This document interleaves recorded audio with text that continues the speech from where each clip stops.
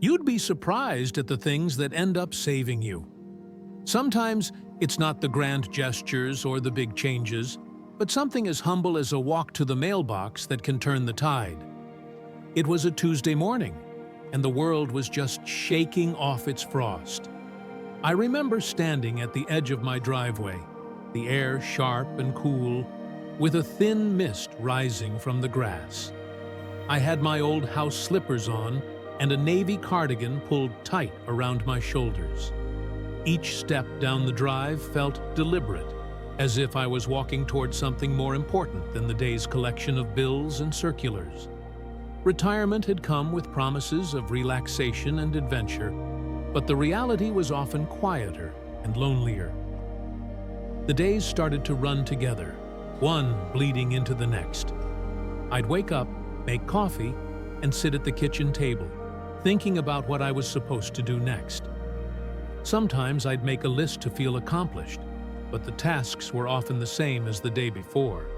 It felt a bit like treading water, keeping my head up, but not really going anywhere. I noticed how my mind started to feel foggy, not alarming, just a slow, creeping dullness.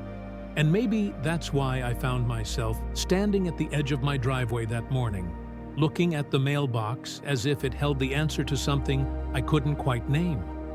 I started making that walk every day, just to give myself a reason to get dressed before noon. The mailbox became a kind of destination, a goalpost for my mornings. Some days there was nothing but junk mail, but it hardly mattered. It was the act of going, of moving my body through space, that started to make a difference.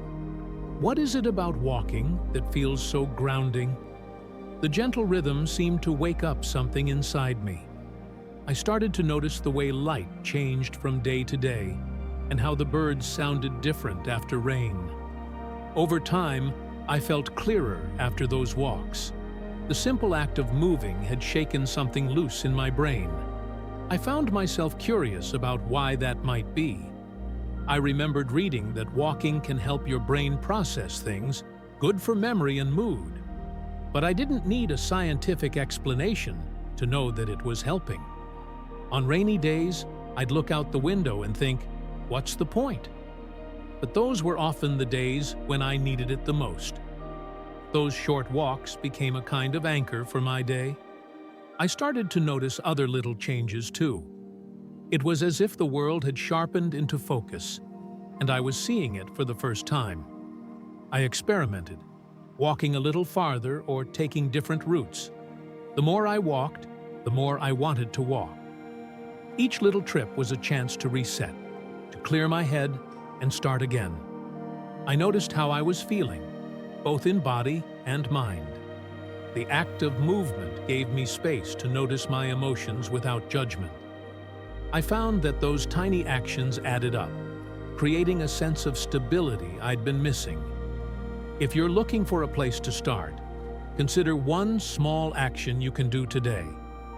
You don't need to overhaul your life overnight. Just take one step and see where it leads. The smallest steps can lead to the biggest changes. There's a quiet magic in these small rituals.